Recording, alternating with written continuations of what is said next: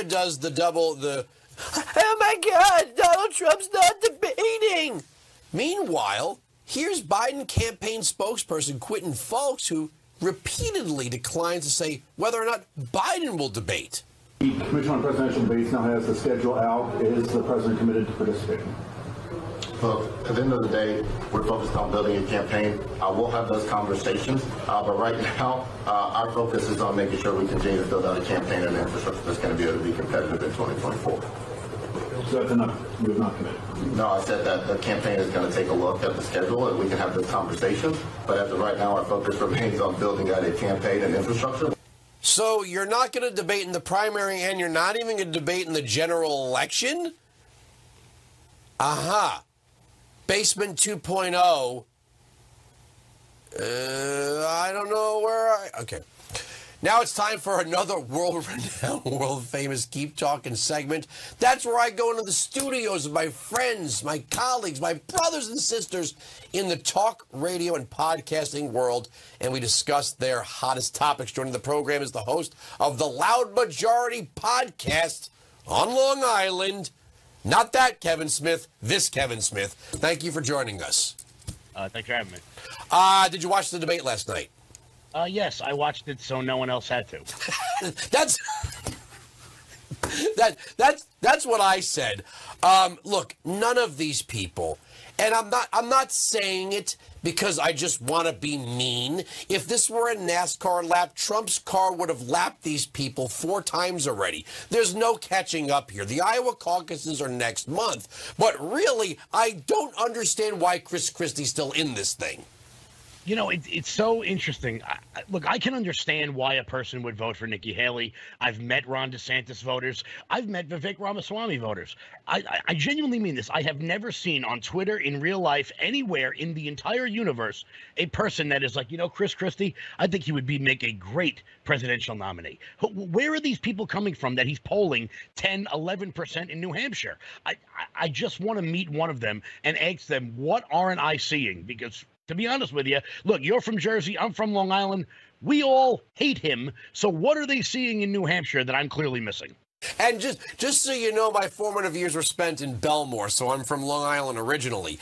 You know, the funny thing is, though, even the most loyal Trump supporter would have to admit this. The people that are voting for Ron DeSantis are voting for the same policies, right? They're saying, okay, I don't like Donald Trump for whatever reason, but I want the exact same policies. It'd be like saying, I don't want to date this girl anymore, but I want a girl who acts, it was just like her. Like, okay, whatever. Nobody is crying out for more Chris Christie.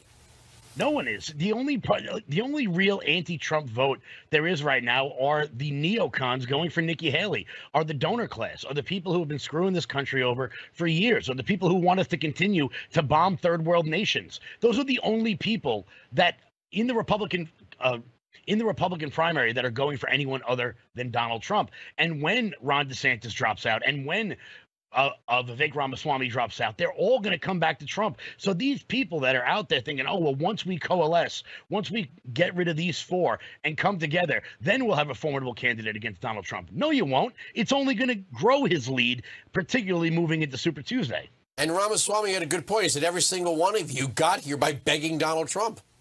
Yeah, I mean, Chris Christie is still upset he wasn't picked to be the attorney general. That's where all this is coming from. He felt he paid his dues. He ran for president in 2012. Nobody liked him. He ran for president in 2016. Nobody liked him. He thought he was going to walk in to be the attorney general. And Trump looked at him on day one and said, nah, I'm good. Let's play a clip from last night. This is where there was the first part of the second hour was dedicated to questions about Donald Trump's absence and all sorts of things. The audience just booed Chris Christie. I want you all to kind of picture in your minds Election Day. You'll all be heading to the polls to vote.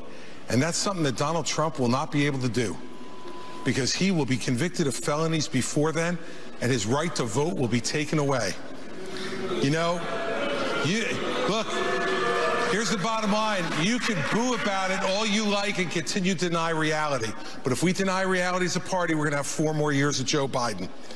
When my colleagues here raised their hands and said they would support him even if he was a convicted felon, the bigger problem with it is they were confirming the lies he's told to the American people. You know what's funny is that no MAGA, no nomination. I've been saying this since the beginning. Unless you can convince MAGA to abandon Trump, you're not getting anywhere. At least Ron DeSantis, and even to an extent Nikki Haley, are trying to play nice with MAGA voters, right? Christie is literally giving them the middle finger, thinking he's going to get this nomination. He's not.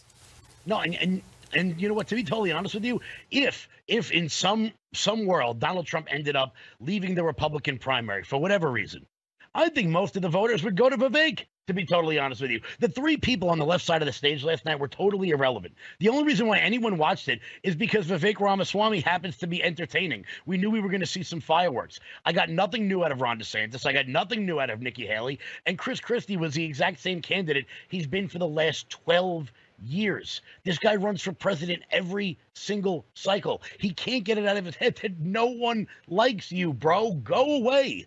I will say this. I did like Ron DeSantis' point about private universities having to back their own loans like automobile manufacturers. That I did like.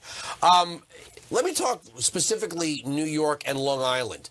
Kathy Hochul has said she wants to build 800,000 low-income housing units in Nassau, Suffolk, and I think Rockland and Putnam. I have to imagine that suburban upper-middle-class Democrats were probably like, whoa. Because you know they're all NIMBY, right?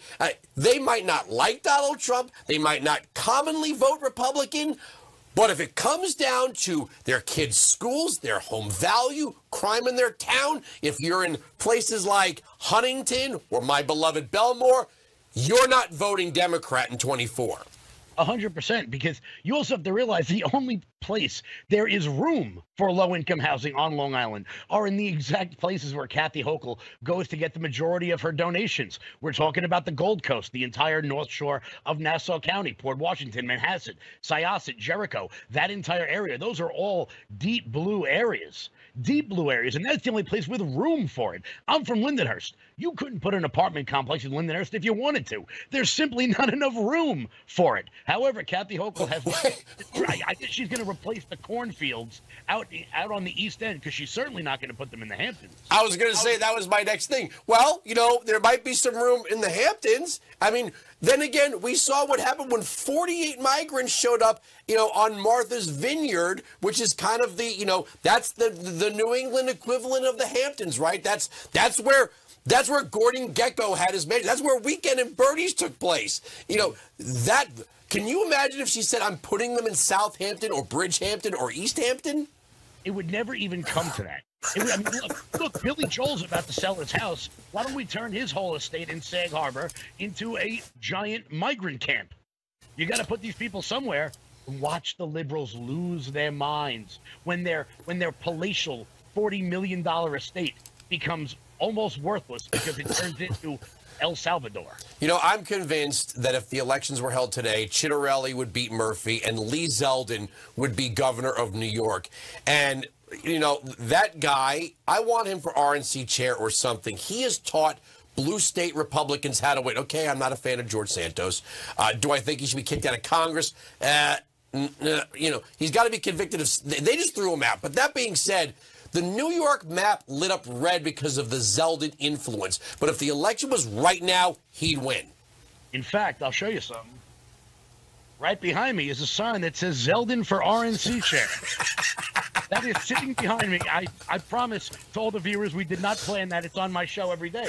Because it turns out the only person more useless in the Republican Party than Chris Christie is Ronna McDaniel. It turns out, and CNN just reported this earlier today, there's going to be 2 more Republican debates between Iowa and New Hampshire. Both of them going to be on CNN, because it turns out that Nikki Haley and Ron DeSantis didn't do as well as Ronna McDaniel would have hoped. You know what? They didn't do as good as they hoped they would have done. Sorry, I kind of stepped in my sentence there. But so they're going to do 2 more. Ronna, you have no money. You have no money. The RNC is broke, and you're going to host 2 more debates that no one watches on CNN of all networks? It's absurd. There, more Zeldin, less Botox, right?